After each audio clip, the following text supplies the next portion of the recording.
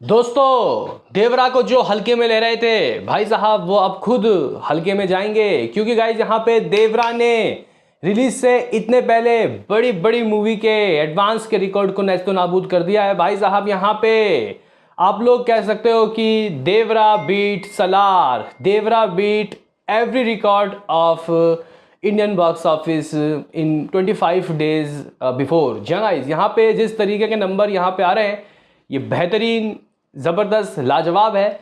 साथ ही साथ दोस्तों एक और साउथ की मूवी यानी थलपति विजय की the GOAT the greatest of all time की एडवांस बुकिंग की गाड़ी कहां तक पहुंच गई, क्योंकि मूवी बस 10 तक ही दे रही है।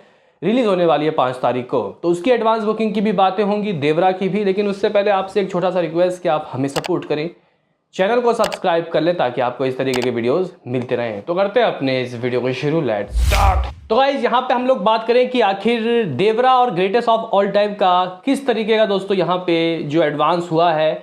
इतने दिन रहते पहले देवरा ने तो दोस्तों बहुत भयंकर एडवांस बुकिंग किया है, लेकिन the greatest of all time का दोस्तों इस वक्त क्या सीन, क्या सिनारियो। तो गाइज यहाँ पे अगर हम लोग रिपोर्ट्स की माने, the greatest of all time दोस्तों आज सुबह के लेटेस्ट अपडेट के अनुसार अगर हम लोग सिर्फ और सिर्फ यूएसए प्रीमियर्स की बात करते हैं, ऑल ओवर यहाँ पे जो ओवरसीज है उसकी नहीं बात कर रहा, सिर्फ यूएसए प्रीमियर की बात करते हैं दोस्तों। यहाँ पे सिर्फ हम लोग प्रीमियर की बात कर रहे हैं, डे 1 की बात नहीं कर रहे।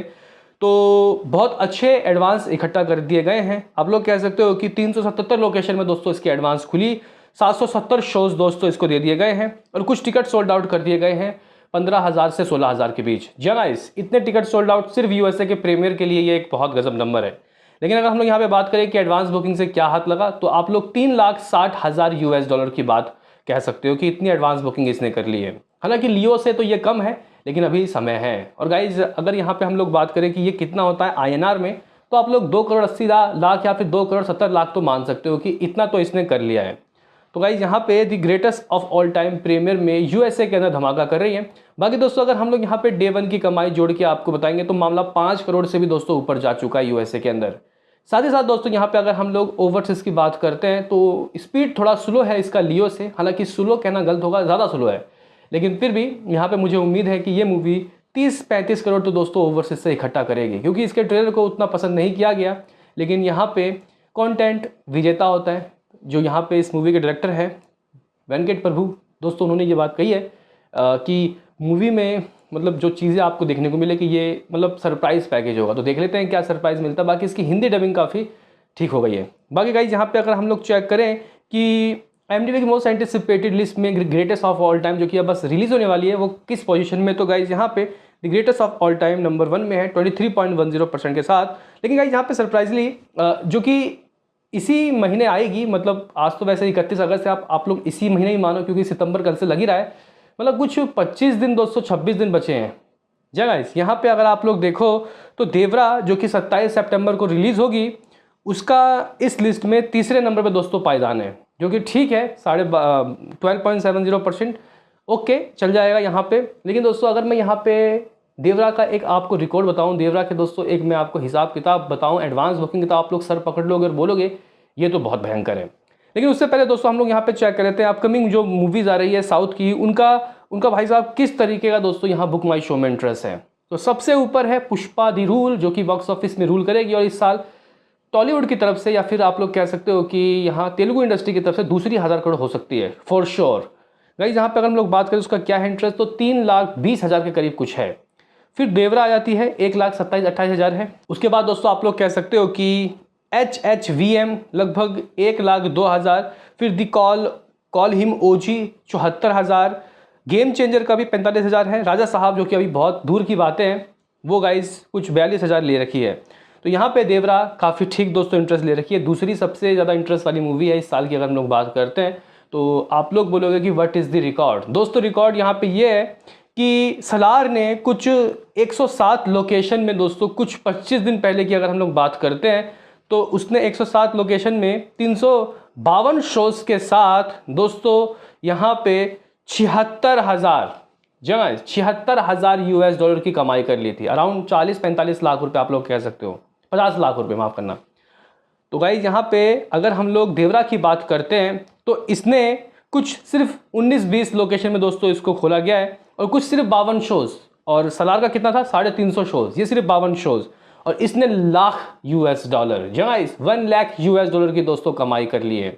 तो यहाँ पे ये जो गाइस नंबर है ये इस ओर इशारा तो कर रहा है कि ओवरसीज में एक बड़ा नंबर आ सकता है।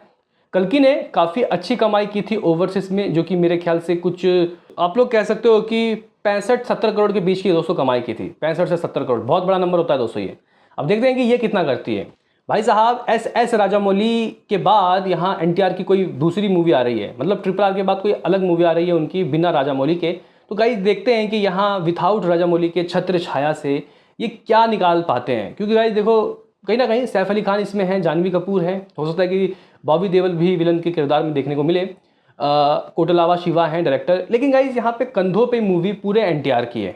वो जो बंदा है वो इस मूवी को कितनी बड़ी ओपनिंग दिलाएगा देखना काफ़ी दिलचस्प होगा। गाइस RRR से पहले थी बहुत अच्छी मूवी जूनियर एनटीआर की, थी बहुत बढ़िया मूवी जिनको हमने गाइस थिएटर में नहीं टीवी में देखा था। उन मूवीज़ का ओवरसीज़ का क्या हाल चाल होगा मुझे पता नहीं, लेकिन कहीं ना कहीं दोस्तों यहाँ पे अभी इस मूवी का एक रिस्पेक्टफुल ओवरसीज़ नंबर लाना बहुत ज़रूरी है, जो कि गाइस यहाँ पे हमें देखने को मिल रहा है। हालांकि अगर हम लोग गाइस यहाँ पे साउथ के स्टार्स के ओवरसीज़ के कलेक्शन देखते हैं तो चाहे महेश बाबू हों या फिर हो यहाँ पे पवन कल्याण, साउथ में तमिल इंडस्ट्री में दोस्तों अगर अजीत कुमार हो या फिर हो थलापति विजय, ओवरसीज़ में भाई साहब इनकी कमाई बहुत अच्छी हो जाती है। इवन 25-30 करोड़ तो ओवरसीज़ में ये गाइस इकट्ठा करते हैं।